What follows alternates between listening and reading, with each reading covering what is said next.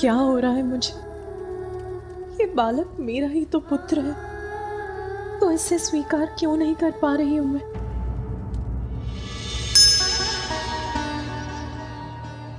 मैं चिंतित हूं महादेव। देवी पार्वती ने अभी तक अपने पुत्र को नहीं अपनाया है।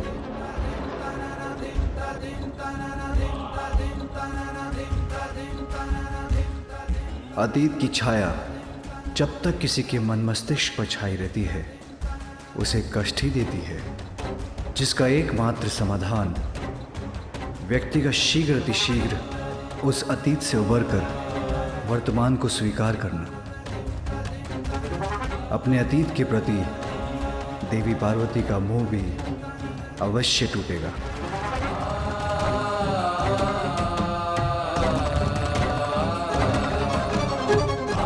जब उनका वर्तमान इसके लिए उन्हें विवश कर देगा। माँ, आप कहाँ जा रही हैं माँ? रुकिए ना माँ, मैं यहाँ हूँ। इधर देखिए माँ, आपने ही अपनी कल्पना से मुझे बनाया है माँ। कल्पना में माता के छवि है एक प्यारी, रचने लगी उंगलियां छवि चित्र मनोहारी।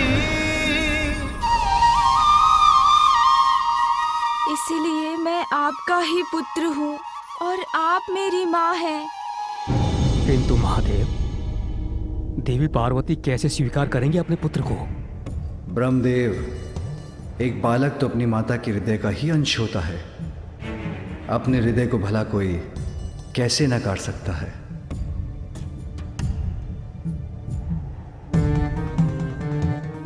अभी अतीत के प्रभाव से भ्रमित हैं देवी पार्वती, किंतु एक बार ये भ्रम के मेघ छटेंगे तो उन्हें वर्तमान स्पष्ट रूप से दिखाई देगा।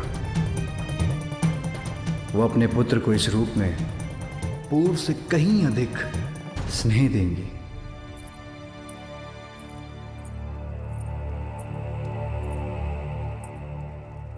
माँ, मैं इधर हूँ।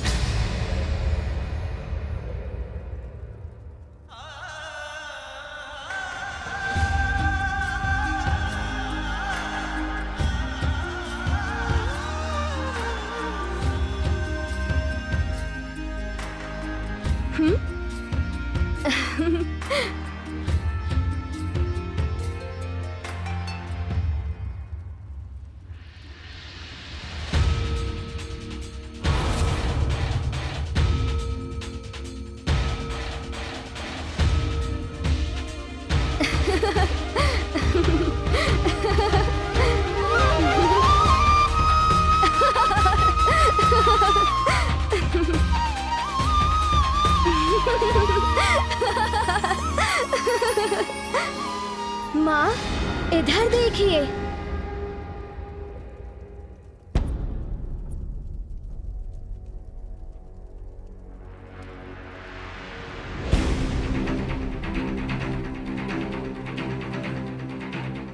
माँ, मैं तुम्हें नहीं पहचानती, तुम मेरे पुत्र नहीं।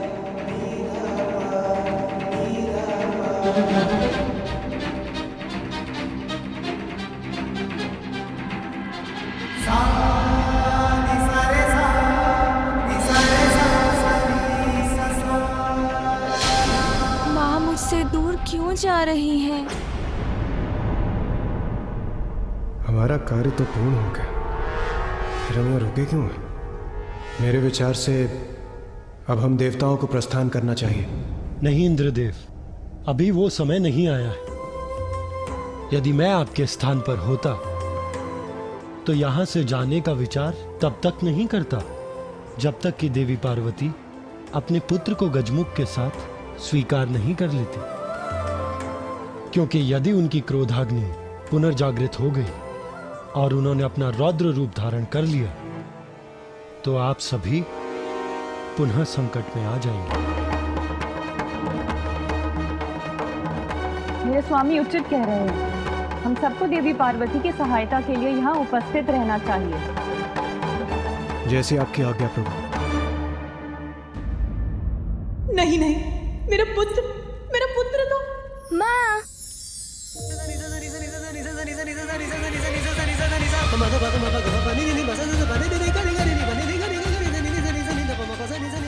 आइए ना, आइए ना माँ, शीघ्र आइए ना माँ, मैं ही हूँ आपका पुत्र। माँ, कहाँ जा रही हैं माँ? रुकिए ना माँ, मैं यहाँ हूँ, इधर देखिए माँ।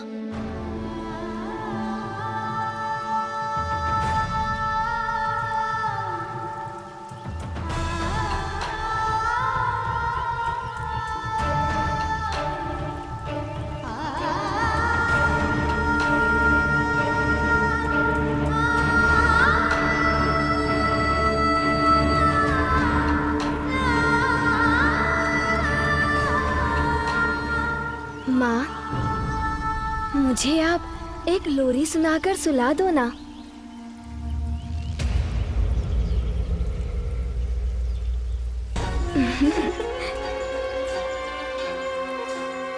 माँ, मुझे स्मरण है, आपने मुझे लोरी सुनाकर सुलाया था। आज भी मुझे लोरी सुनाकर अपनी गोद में सुला दीजिए ना माँ।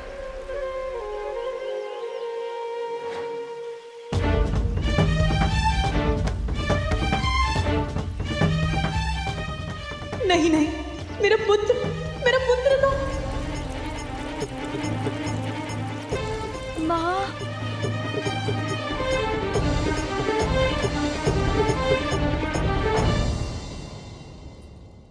मैं तुम्हें कैसे भूल सकती हूँ पुत्र, कैसे भूल सकती हूँ तुम्हें, जब तक तुम्हारी स्मृतियां मेरे सामने रहेंगी मैं तुम्हारे इस गचमुख को कैसे अपनाऊंगी।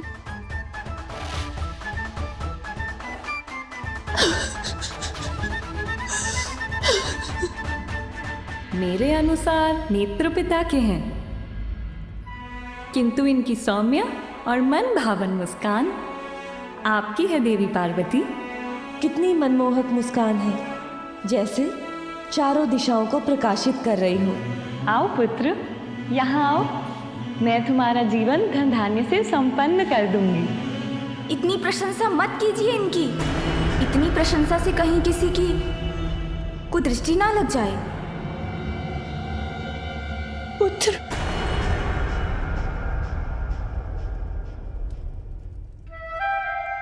कुदृष्टि तो तुम पर पड़ ही गई पुत्र।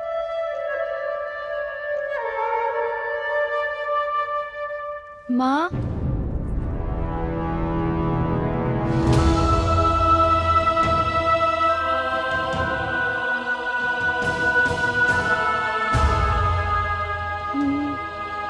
नहीं, ये अनर्थ होना ही नहीं चाहिए था।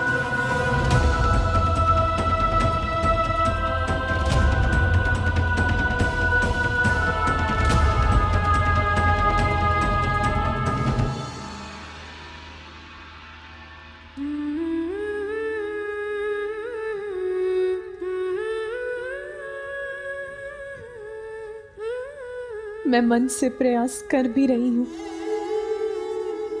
फिर भी उस बालक में मुझे अपना पुत्र दिखाई नहीं दे रहा। उसके प्रति मेरा स्नेह, मेरा वात्सल्य उमड़ ही नहीं रहा। मेरे पुत्र के साथ मेरी स्मृतियां रह रहकर उमड़ आती हैं। उसका स्मरण कराकर मेरे हृदय को दुखी करती है। जहां देखती हूं उसी का मुख दिखाई देता है। मैं जहां जाती हूं उसी का स्वर सुनाई देता है। मेरा पुत्र जो मेरे मुख पर मुस्कुराहट बिखेर गया, जो मेरे लिए मोती लेकर आया, बच्चों,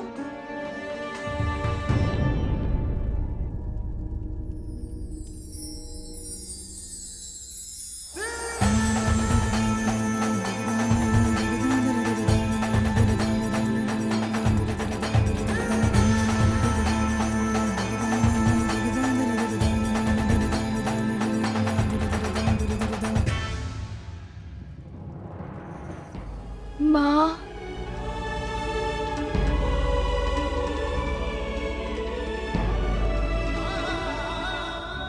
मेरा पुत्र जो मेरे लिए ये बेर तोड़कर लाया था,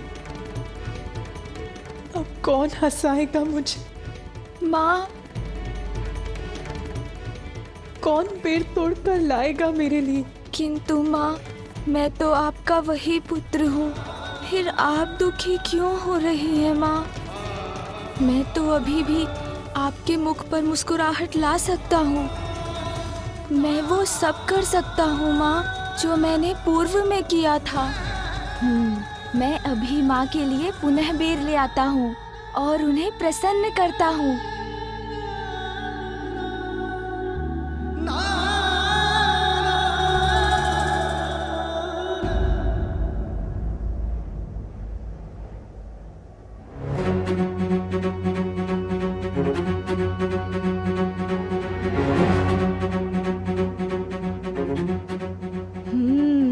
यहीं से तोड़कर वो बेर मैं ले गया था। ये बेर तो मैं तोड़कर ही रहूंगा। माँ पुनः प्रसन्न हो जाएंगी।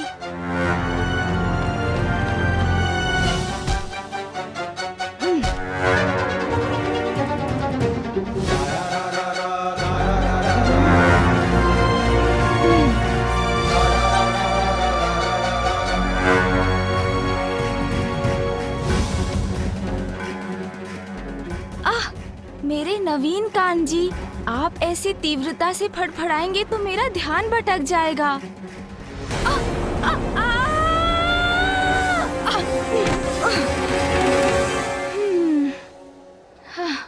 देखा ना कान जी, कैसे धड़ से गिर गए हम। किंतु कुछ भी हो जाए, असफल नहीं होऊंगा। माँ को मनाने के लिए बेर तो अवश्य तोड़कर ले जाऊंगा।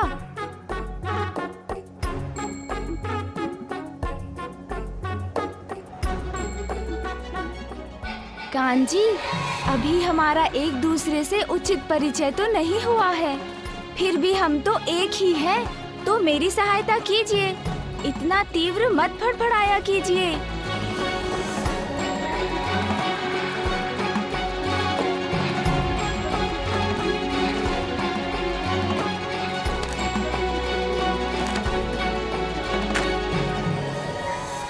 पार्वती का दुख कैसे बांटूं, कुछ समझ में ही नहीं आ रहा है। जो दुख का पहाड़ पार्वती पर टूटा है, उसे संभालने के लिए हमें तभी उसके साथ रहना चाहिए था। सच कह रही हो विजया। उस बालक को देखकर अपने अशांत मन को शांत करने के लिए हम तो इतनी दूर निकल आई हैं, परंतु हमें अविलंब ही पार्वती के पास पहुंचना होगा।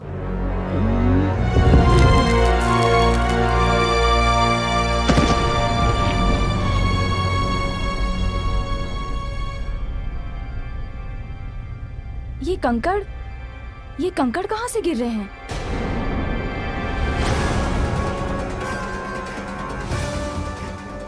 अरे बालक, वहाँ कहाँ चढ़ रहे हो? क्या करने का प्रयास कर रहे हो तुम? अरे बालक, नीचे आओ, चोट लग जाएगी। मुझे लगता है हमें अतिशीघ्र पार्वती के पास पहुंचकर ये बताना चाहिए। ये बालक, चलो।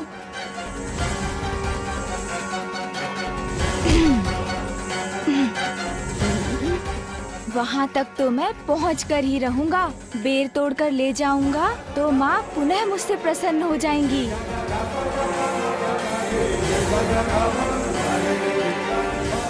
अरे सूंड जी, अभी कान जी को समझाया था, तब आपने सुना नहीं।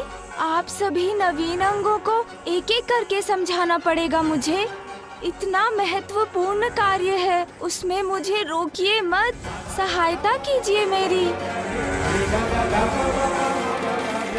क्या बात है देवी, आप बहुत चिंतित प्रतीत हो रही हैं। वो देवी पार्वती का पुत्र उस कठिन पहाड़ी पर चढ़ने का प्रयास कर रहा है। यहाँ खड़े मत रहिए, जाके शीघ्र ही महादेव को बताइए कि उनके पुत्र के प्राण संकट में हैं। जाइए, चलो शीघ्र चलो पार्वती, तुम्हारा पुत्र तो पर्वत पर चढ़ रहा है। इतनी ऊंचाई से अगर वो गिर गया तो ज्ञात नहीं क्या होगा।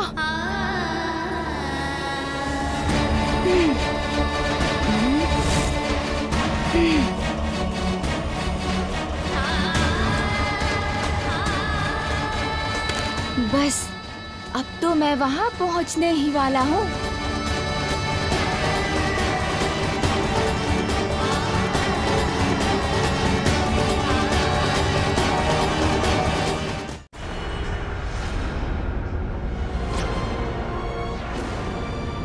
रुक जाओ।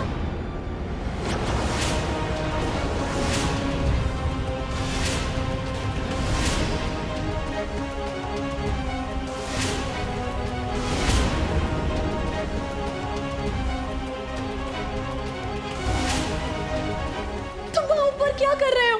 नीचे उतरो। गिर गए तो? कहीं पैर फिसल गया तो? पुत्र!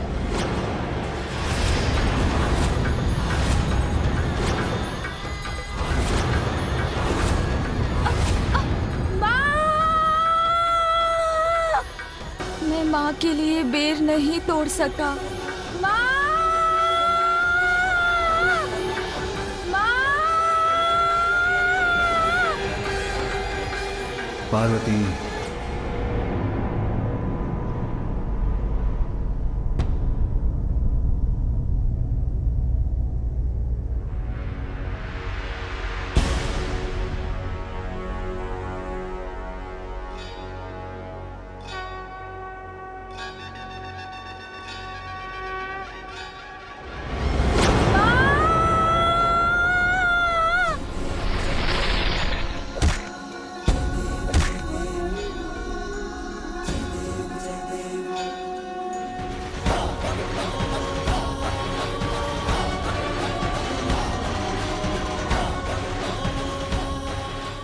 गिरने से तो बच गया, किंतु अभी भी उस पर संकट छाया है। वहीं अधर में लटका है वो।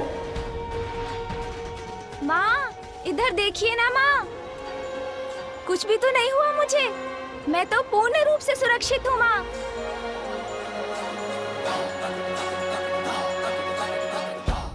आप तनिक भी चिंता मत कीजिए, मुझे कुछ नहीं होगा।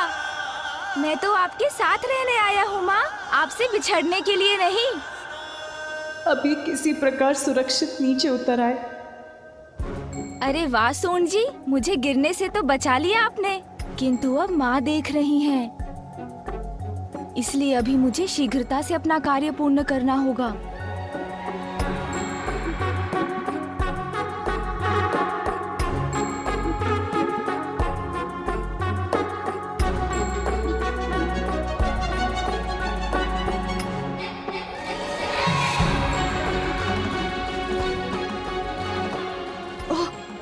संतुलन बिगड़ा तो संकट में पड़ जाऊंगा। यहाँ तो एकाग्र होकर संतुलन बनाकर चलना होगा।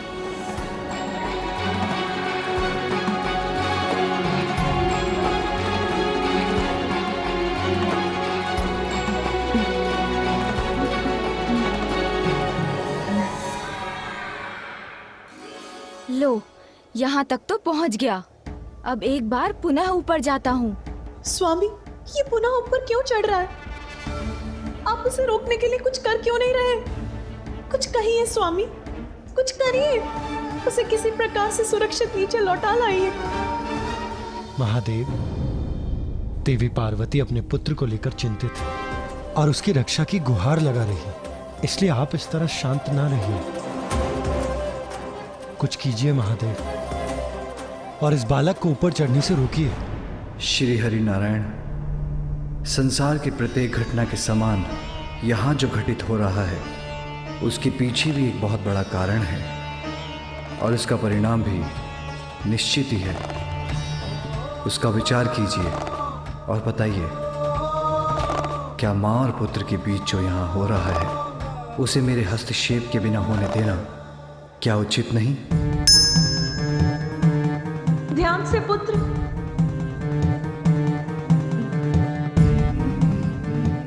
उचित है महादेव, उचित है। माता को अतीत के मोह से बाहर निकालकर वर्तमान का सामना कराने के लिए यदि कोई समर्थ है तो वो है ये बालक। इसलिए आप जो कर रहे हैं वो उपयुक्त है।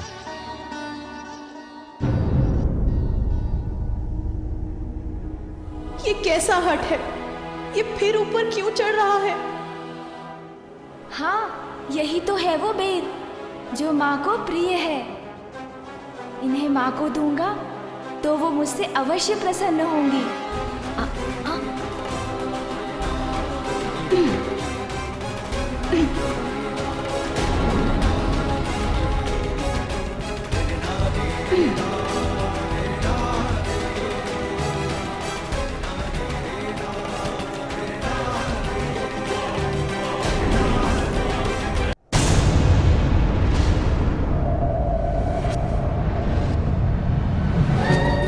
हाँ, यही तो है वो बेर जो माँ को प्रिय है। अच्छा सून जी, समझ गया। और भार पड़ा तो ये डाल टूट जाएगी, फिर तो हमें ये बेर मिलकर ही तोड़ने होंगे।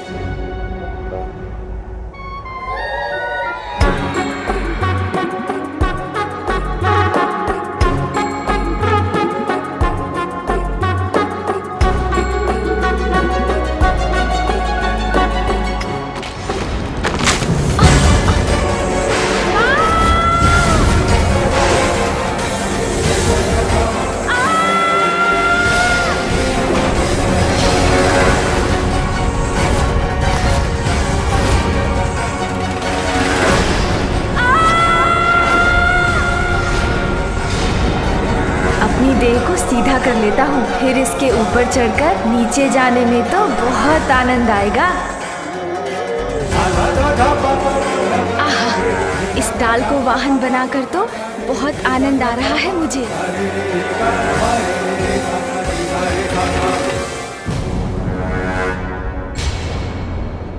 अरे, अब ये शिला कहाँ से आ गई? मुझे इससे बचने के लिए तो कुछ करना होगा।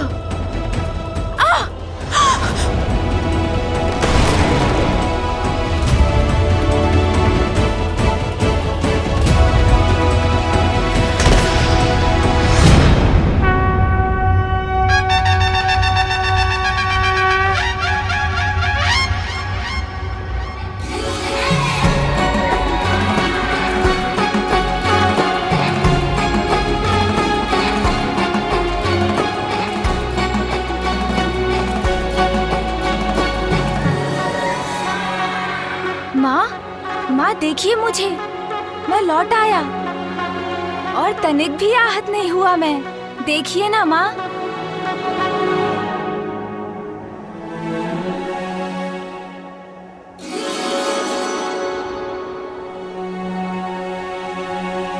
ये क्या करने का प्रयास कर रहे थे तुम?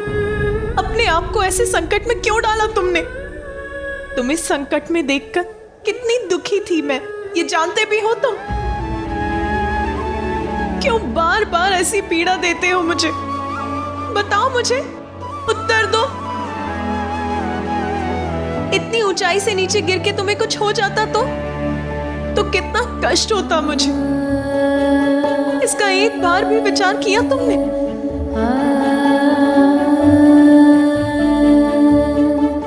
माँ तो सदैव माँ ही रहती है। संतान के प्रति उसका स्नेह कभी कम नहीं होता। देवी पार्वती को अभी आभास नहीं है, किंतु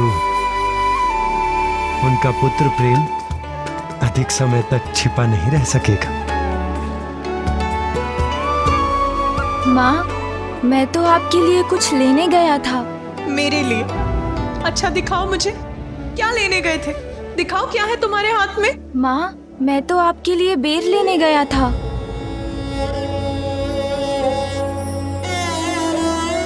आपको बेर प्रिय है ना माँ? जीवन समर्पित है तुझको माता, सांस सांस अर्पित है तुझको माता, सांस सांस अर्पित है तुझको माता।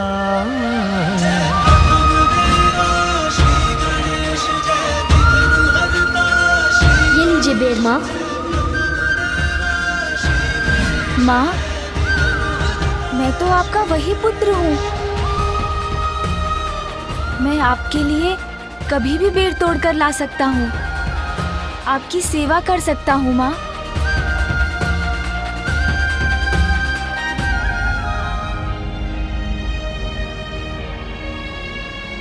माँ, आपके नेत्रों में अश्रु, आप दुखी हो रही हैं माँ। ओह, समझा, आपको मेरा वो मुख अधिक सुंदर प्रतीत होता था ना, इसीलिए ना मेरे गजमुख को स्वीकार नहीं कर पा रही हैं ना आप। किंतु माँ, ध्यान से देखिए ना मुझे, बुरा नहीं हूँ मैं, अपितु अब तो मैं और भी सुंदर हो गया हूँ।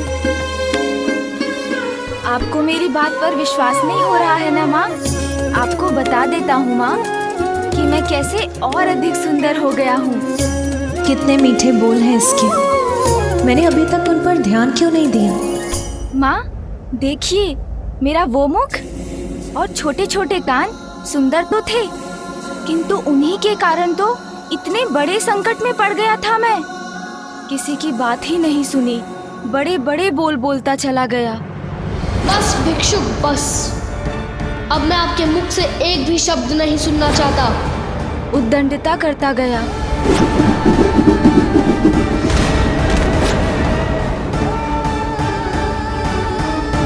और पिताश्री को वो मेरा अहंकार से भरा शीश नष्ट करना पड़ा।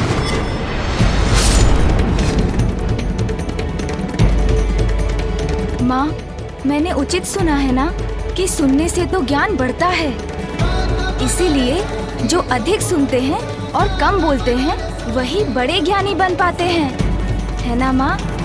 अब मेरे इन बड़े कानों से तो मैं सब कुछ सुन सकता हूँ, इसलिए मैं भी बहुत बड़ा ज्ञानी बन जाऊंगा ना माँ? तो माँ, मेरे ये बड़े बड़े कान ज्ञान के ही प्रतीक है ना? मेरे मुख पर तो वैसे ही सूंड रूपी ताला पड़ गया है,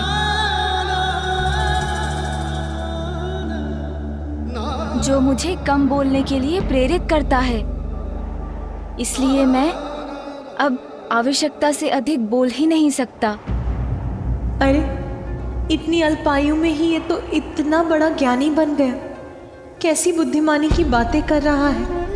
और हाँ माँ, मेरे ये नेत्र तो बड़े ही अद्भुत हैं। इनसे मैं सब कुछ बड़ी सूक्ष्मता से देख पाता हूँ, इसलिए अब मेरे लिए सत्य और असत्य का भेद करना बहुत ही सरल हो गया है।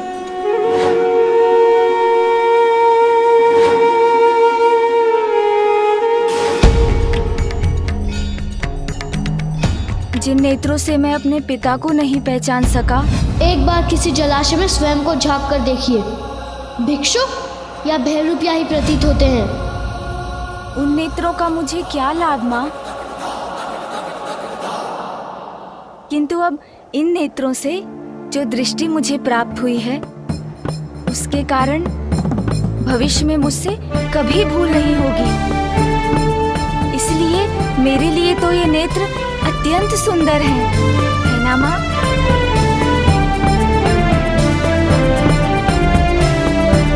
क्योंकि मेरे ये गज नेत्र तो सूक्ष्मता के प्रतीक हैं।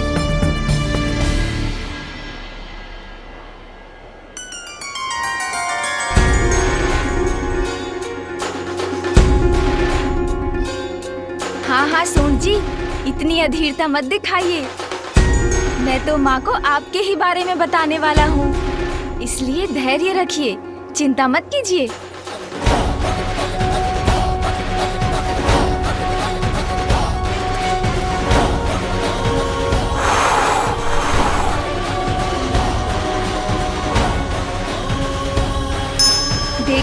आपने? कैसे मेरी सूंड ने इन बेर पर से धूल हटा दी। जो बुरा है उसे हटाकर अच्छे को अपनाने में मेरी सहायता करती है मेरी सूंड।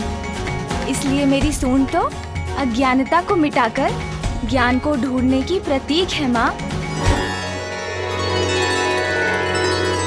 सत्य कहते हो, बड़ी मनोहर है तुम्हारी सूंड। और मेरा ये विशाल गज मस्तक माँ, ये तो बुद्धिमता और ऐश्वर्य दोनों का ही प्रतीक है। क्योंकि गज के मस्तक पर तो स्वयं देवी लक्ष्मी का वास होता है। क्योंकि जो बुद्धिमान है वो तो अपनी बुद्धि से ही सब कुछ प्राप्त कर लेता है ना माँ?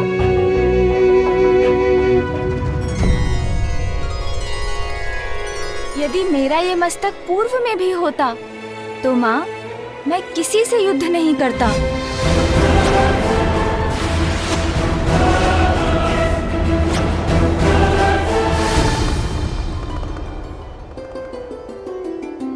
क्योंकि तब तो मैं अपनी बुद्धि का प्रयोग करता ना माँ। अब देखिएगा, इस मस्तक के कारण कभी आपके पुत्र का कोई अहित नहीं होगा।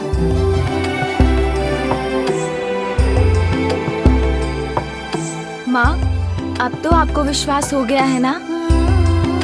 मैं तो और भी अधिक अच्छा और सुंदर हो गया हूँ, है ना माँ?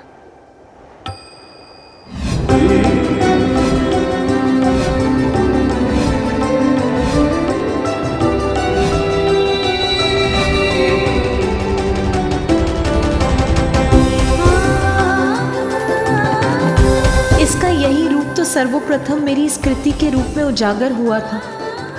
मैं इसे फिर भी नकार रही थी। इतनी निष्ठुर कैसे हो गई मैं? वो प्रकाश जो आपके चित्र से निकला, वो आपकी इच्छाओं का ही साकार रूप था। आपकी कामना ने आकार लेकर आपको अपना आभास कराया है। आपकी ये बिगड़ी हुई कृति भी निकट भविष्य में आपकी इच्छा पूर्ति का ही शुभ संकेत है।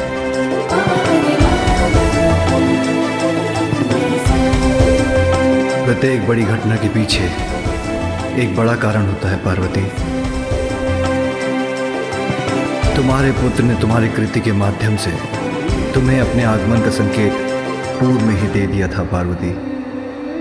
हाँ स्वामी, आप उचित कहते हैं। मैंने ही इसे पहचानने में देर कर दी।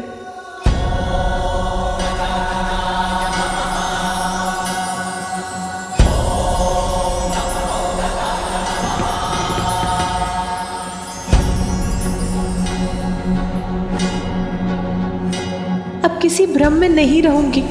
अपने पुत्र पर अपना सारा स्नेह न्यौछावर करूंगी मैं। किन विचारों में डूब गई हूँ माँ?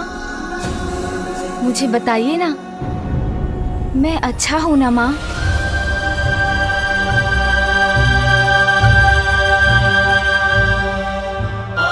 इस संपूर्ण संसार में तुमसे अच्छा और तुमसे सुंदर कोई नहीं है पुत्र।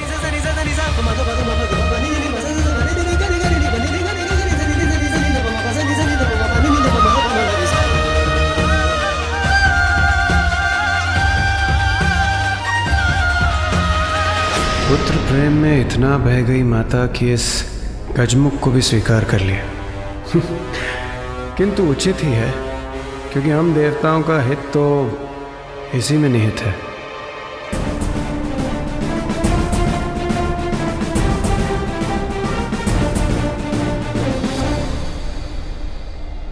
पुत्र, अब मैं तुम्हें कभी अपनी आंचल की छांव से दूर नहीं जाने दूंगी।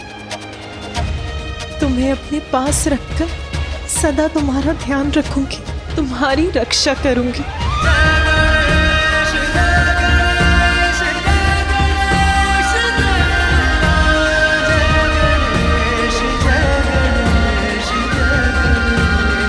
पुत्र,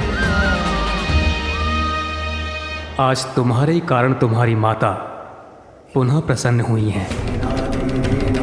तुम्हारे ही कारण उनके क्रोध से हमारी और संपूर्ण सृष्टि की रक्षा हुई है। तुम्हारे जन्म से सृष्टि में अनेकों जीवन रक्षित हुए हैं। तुम्हारे जन्म से संसार का अमंगल दूर हुआ है। सभी जीवों के लिए मंगलमयी है तुम्हारा जन्म पुत्र। इसीलिए मैं ब्रह्मा तुम्हें वरदान देता हूं कि आज से तुम मंगल मूर्ति के नाम से जाने जाओगे। स्वामी श्री मंगल मूर्ति जन जन पूजे होती कामना पूर्ति विघ्नहरण सुखदायक देव गणराया वांछित फल पाया जो चरणों में आया। जय देव परम पिता ब्रह्मा आशीष जो दिए, मंगल मूर्ति श्री गजानन हुए। जगमग प्रकाश प्रति ओर हो गया, उल्लासित प्रत्येक छोर हो गया।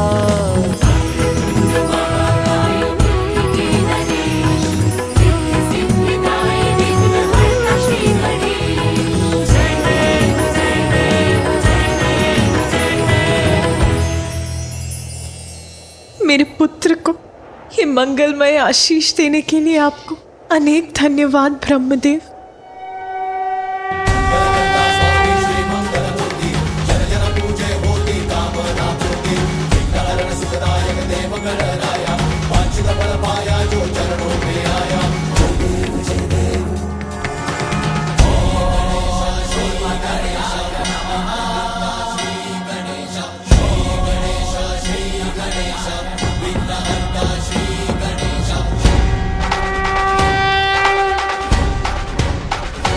आशा है अब सब मंगल होगा, कोई संकट उत्पन्न नहीं होगा।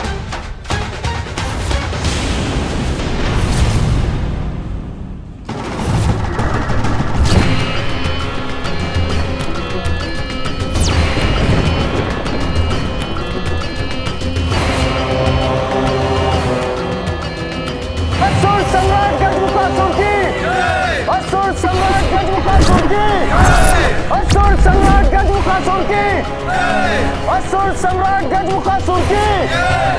असुर सम्राट गजमुखासुर की, असुर सम्राट गजमुखासुर की, असुर सम्राट गजमुखासुर की, असुर सम्राट गजमुखासुर की, असुर सम्राट गजमुखासुर की, असुर सम्राट गजमुखासुर की, असुर सम्राट गजमुखासुर की, असुर सम्राट गजमुखासुर की।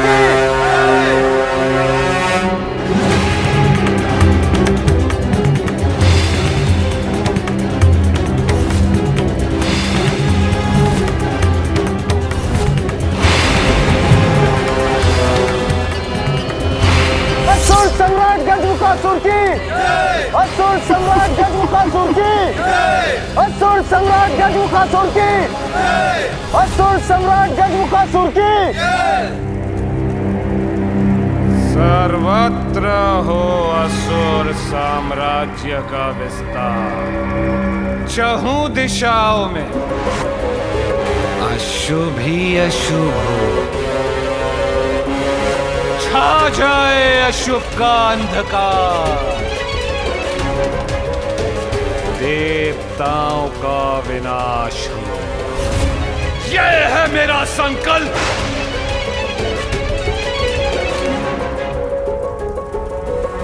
गजासुर के बाद अब मैं हूं पाताल लोक का सम्राट। देवताओं को नष्ट करेंगे हम, सभी लोगों पर छा जाएंगे, असुर विजयी होंगे। असुर महानायक गजमुखासुर की, असुर महानायक गजमुखासुर की।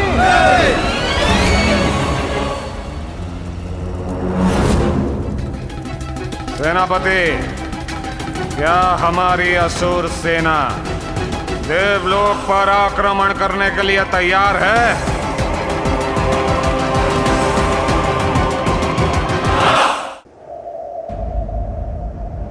देवी पार्वती, संतान के जन्म के पश्चात कुछ अन्य रीतियां भी निभानी अनिवार्य हैं, जैसे छठी, नामकरण और अन्नप्राशन।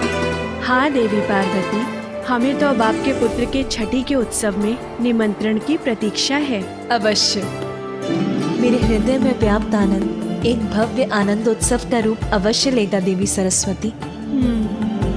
शीघ्र ही उचित समय पर मेरे पुत्र का छठी और नामकरण संस्कार अवश्य किया जाएगा। और मैं यहाँ उपस्थित सभी देवताओं को भी इस उत्सव में भाग लेने का निमंत्रण देती हूँ। ये कैसी दुविधा है। माता पार्वती के आदेश का उल्लंघन नहीं कर सकता, इसलिए मुझे इस गजमुख के जन्म के उत्सव पर आना ही होगा। नंदी एवं अन्य गण, कृपया सभी यक्ष गण, किन्नर, गंधर्व आदि तक भी ये सूचना पहुंचा दीजिए। उन्हें भी इस महोत्सव में भाग लेने अवश्य आना है। जो आज्ञा माता। देवी पार्वती, आपके सुख में साथ देने तो यहाँ इस उत्सव में सभी बड़ी प्रसन्नता पूर्वक सम्मिलित होंगे। यह तो ऐसा महान अवसर जिसके अनेकों दूरगामी शुभ परिणाम होंगे,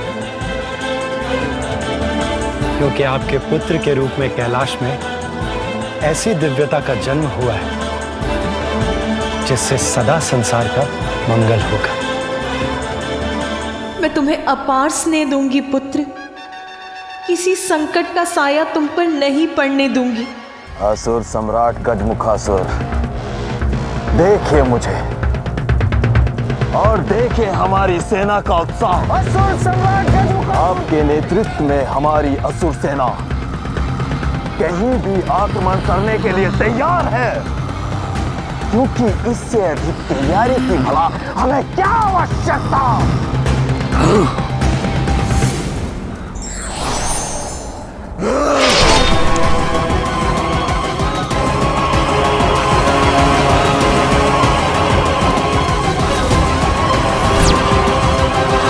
मेरे प्रश्न का उत्तर बस हाँ या ना में देना चाहिए था इस मूर्ख को। किसी अन्य के अधिक बोल नहीं सहन कर सकता मैं। जितना पूछूं उसके उत्तर से अधिक बोलने वाले को भयंकर दंड देता हूं मैं। यमलोक भेज देता हूं उसे।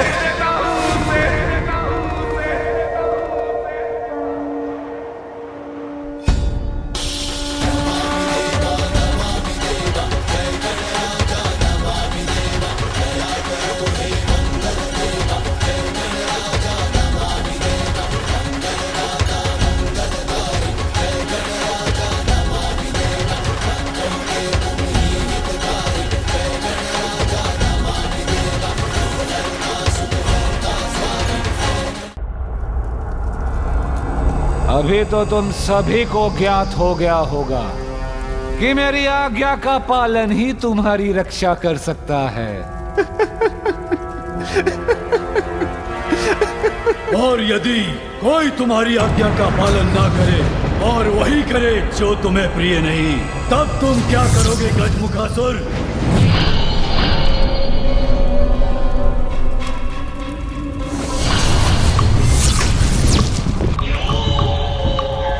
किस उद्दंड का स्वर था ये? किसने किया इतना दुस्साहस?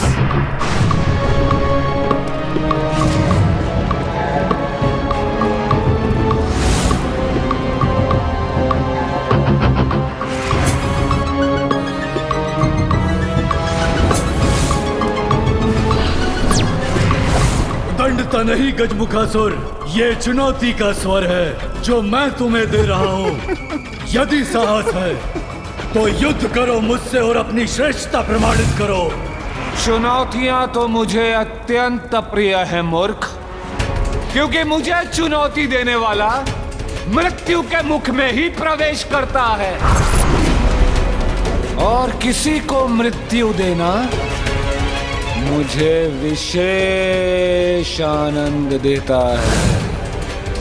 तो जो भी है तू, कहो मैं वहां आऊं या तू यहां आकर मुझसे युद्ध करेगा?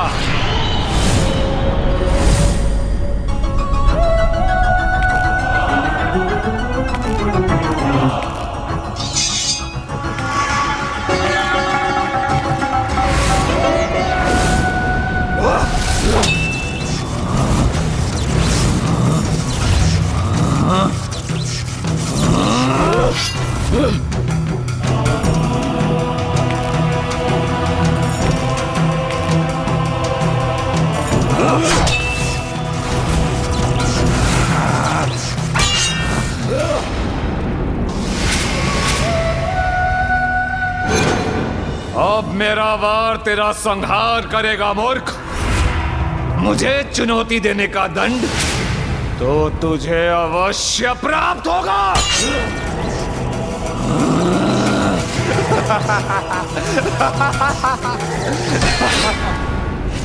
इतना शीघ्र नहीं गजमुखासुर, अभी तक मैंने पराजय स्वीकार नहीं की है।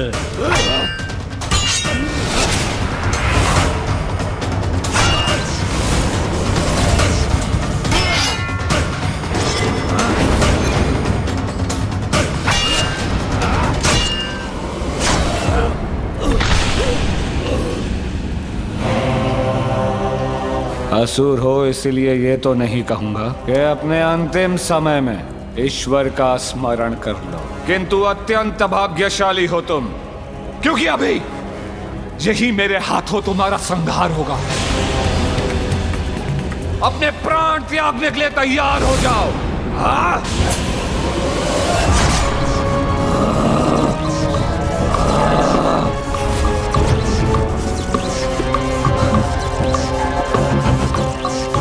ये क्या हो रहा है मेरे साथ?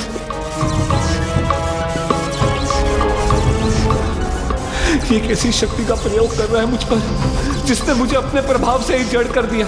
गजमुखासुर, अपना अस्त्र नीचे रखो, पराजय स्वीकार करो।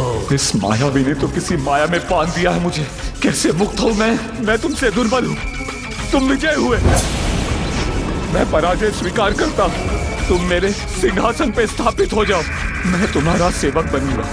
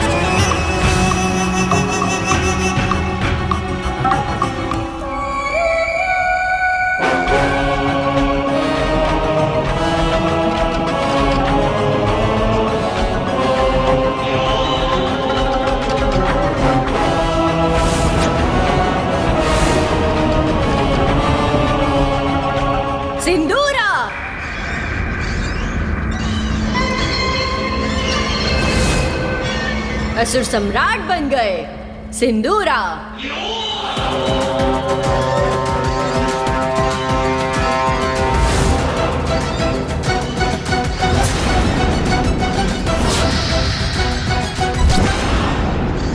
अति बलशाली महानायक असुर सम्राट सिंदूरा। ये सिंहिका सभी असुरों की ओर से आपका अभिवादन करती है।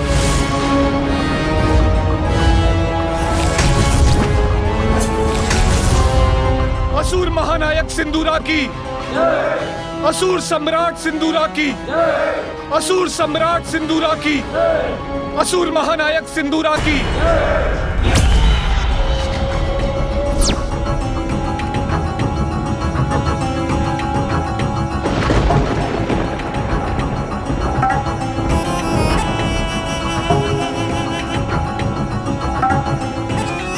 देवलोक में इतना प्रकाश क्यों है? किस बात का उत्सव मना रहे हैं ये देवता?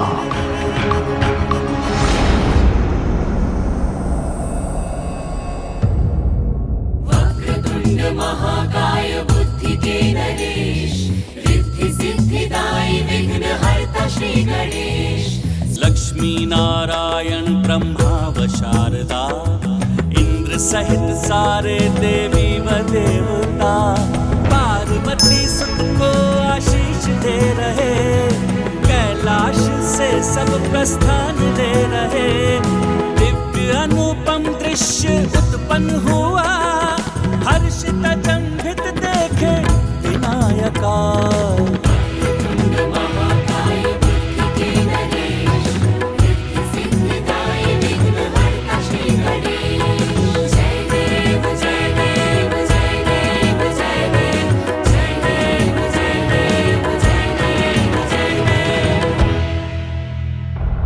देवताओं में इतना उल्लास तो इसी बात का प्रतीक है असुर सम्राट सिंदूरा कि आपके राज्यकाल के प्रारंभ में ही कोई अशुभ बाधा उत्पन्न हो रही है। तो तुम यहाँ पे खड़ी क्या कर रही हो? शीघ्र ज्ञात करो कि अंतरिक्ष में क्या हो रहा है। इतना प्रकाश क्यों है वहाँ पर? इतनी हलचल क्यों मची है? ज्ञात करो। सिंदूरा प्रस्तुत है किसी भी चुनौती से संघर्ष करने के लिए। युद्ध, हाँ युद्ध, उसी से आनंदित होते हैं हम असुर। युद्ध चाहता है सिंदूरा।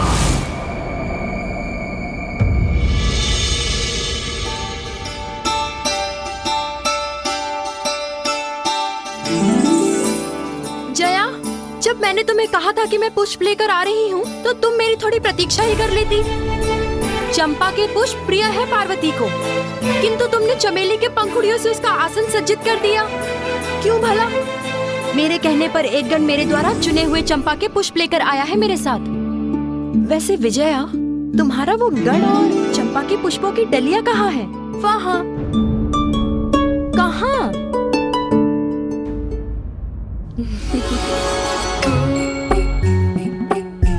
ये हमारे ऊपर पंखुड़ियाँ उड़कर कहाँ से आ रही हैं?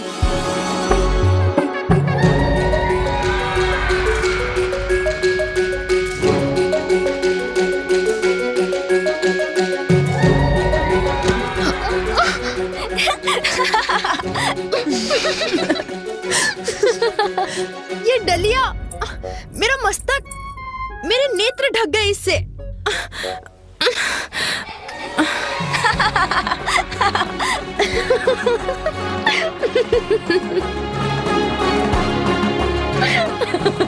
इसमें इतनी हंसने की क्या बात है? अच्छा विजया, दुखी मत हो, अपनी चंपा के पुष्प पुनः चुन लाओ।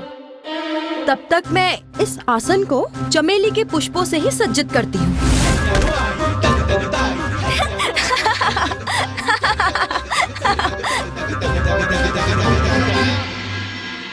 पुत्र, इन्हें प्रणाम करो। ये दोनों तुम्हारी मौसी हैं, जया और विजया। मौसी? माँ, मौसी कौन होती है? पुत्र, मौसी वो होती है जो माँ जैसी होती है, माँ की बहन। वो होती है मौसी।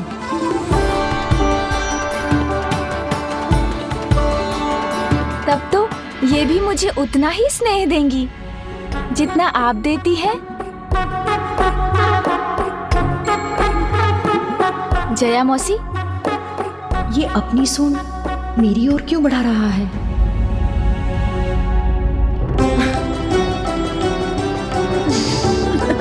कितना सुखद स्पर्श है इस बालक का।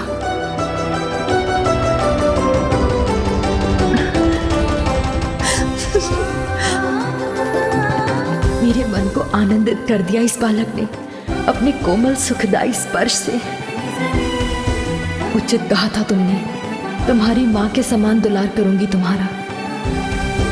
संसार भर का स्नेह उड़े लूंगी तुम पर पुत्र।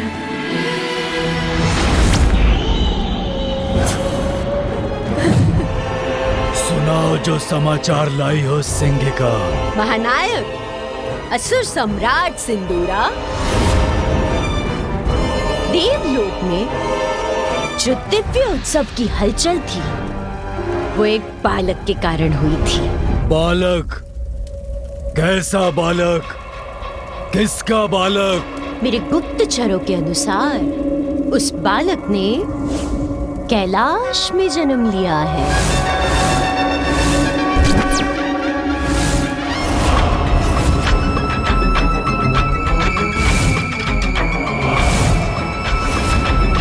जो मुझे ज्ञात हुआ है उसके अनुसार हमें उस बालक को सहजता से नहीं लेना चाहिए। असुरों के लिए बहुत बड़ा संकट बन सकता है वो। मुझे तो भय है कि कहीं उस बालक के कारण आपका शासनकाल कुछ ही समय तक के लिए सीमित ना रह जाए।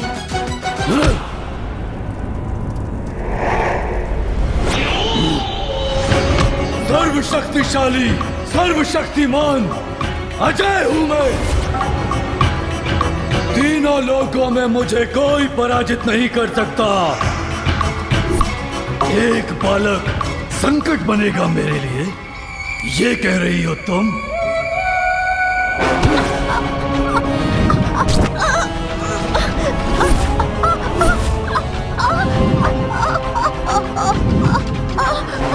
एक बालक के नाम से मुझे भयभीत करने का दुस्साहस कैसे किया तुमने? मेरा वोट नहीं था, मैं तो केवल ये कह रही थी कि शीघ्र ही कुछ कीजिए। वो बड़ा हो जाए उससे पूर्व ही समाप्त कर दीजिए उस संकट को। मैं आपकी शत्रु नहीं हूँ, मैं तो सदैव आपका हित ही चाहती हूँ। कारण जो भी हो, दुस्साहस तो किया है इसने। प्राण दंड दो या क्षमा कर दो इसे।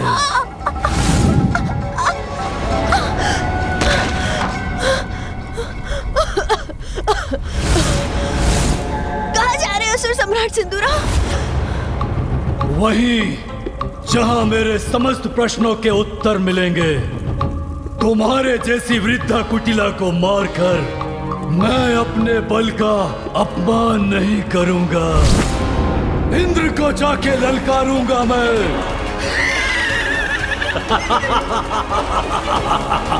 आनंद, अति आनंद।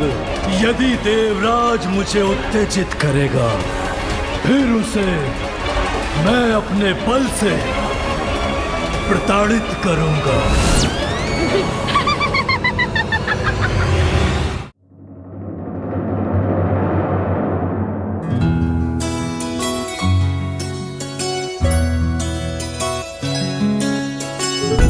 प्रणाम माता।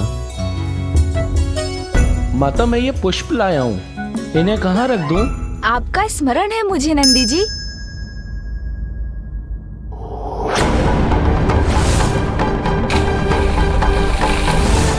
उस दुर्भाग्यपूर्ण युद्ध के कारण कहीं इनके मन में मेरे प्रति कोई दुर्भावना तो नहीं?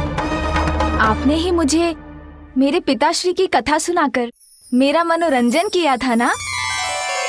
पहचानो उन्हें, ये वही प्रभु शिव शंकर हैं जिन्होंने गंगा मैया की प्रचंड और पावन जलधारा को अपनी जटाओं में समाहित किया था।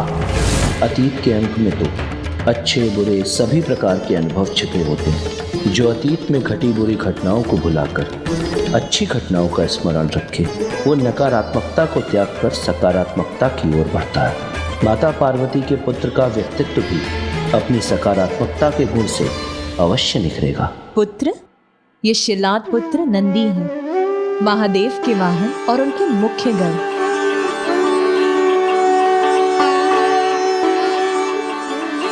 आपने मुझे आकाश में राजा रानी का भव्य विवाह समारोह दिखाया था, वो पुनः दिखाइए ना, बड़ा आनंद आएगा। अवश्य, अवश्य दिखाऊंगा। मैं आपको उससे भी अधिक आनंददायक दृश्य दिखाऊंगा। ये देखिए।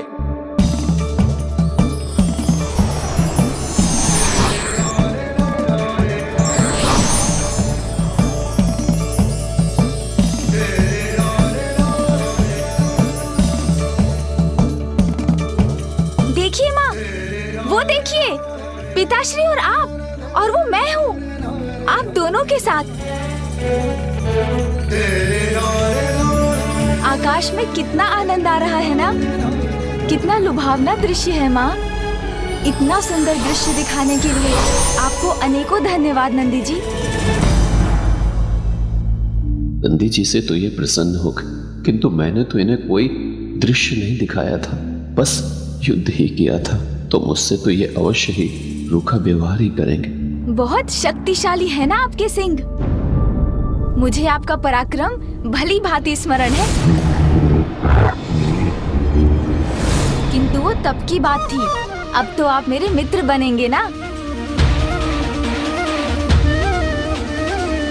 कितने मीठे बोल बोलते हैं, कितना सौम्य है। इनको क्षति पहुंचाने का प्रयास किया था मैंने, विश्वास नहीं होता। अब तो आप सभी मेरे मित्र बन गए हैं ना? अब तो हम सभी साथ मिलकर क्रीड़ा करेंगे। बहुत आनंद आएगा। क्रीड़ा करेंगे ना आप सभी मेरे साथ? पार्वती, ये तो बड़े आनंद की बात है कि अब हमारा पुत्र अपने परिवार से खुल मिल रहा है, सभी से मित्रवत संबंध स्थापित कर रहा है। अब मैं सदा आपके साथ रहूंगा। जब तक आप कैलाश से भली भांति परिचित नहीं हो जाते, आपको एक पल के लिए भी अकेला नहीं छोड़ूंगा मैं। आपको किसी भी प्रकार के संकट में नहीं पड़ने दूंगा मैं।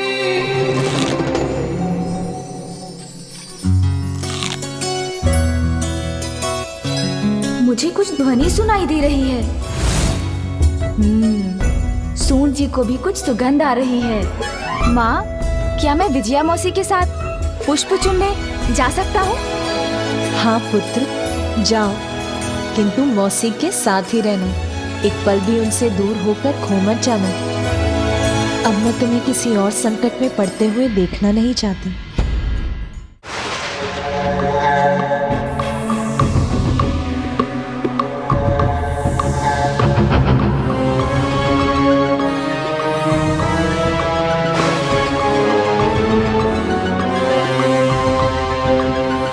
ये क्या हो रहा है? कहीं नीचे से कोई मायावी शक्ति तो आक्रमण नहीं कर रही है इंद्रलोक पर?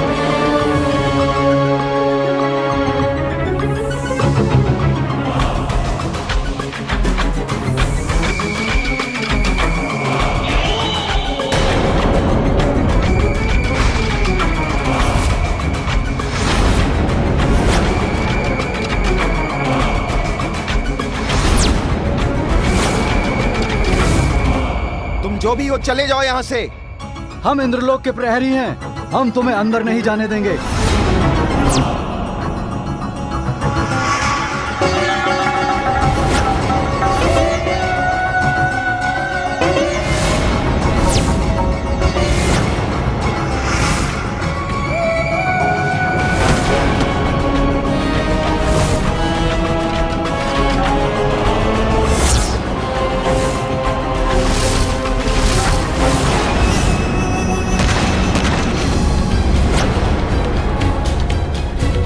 रक्षा कीजिए देवराज इंद्र, रक्षा कीजिए। हम द्वार रक्षकों को उठाकर फेंक दिया है उसने महाराज।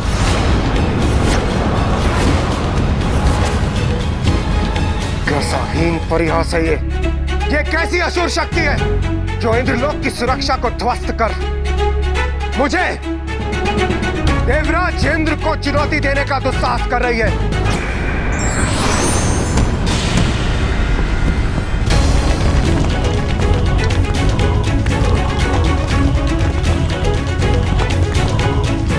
कैसी कंपन?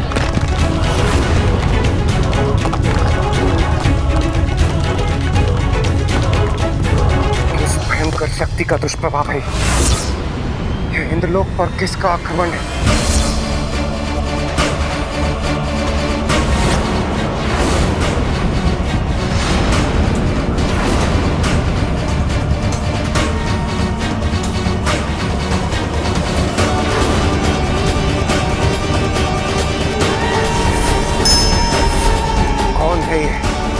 जो मेरे इंद्रलोक के भीतर आकर यहाँ की महिमा को नष्ट भ्रष्ट कर रहा है?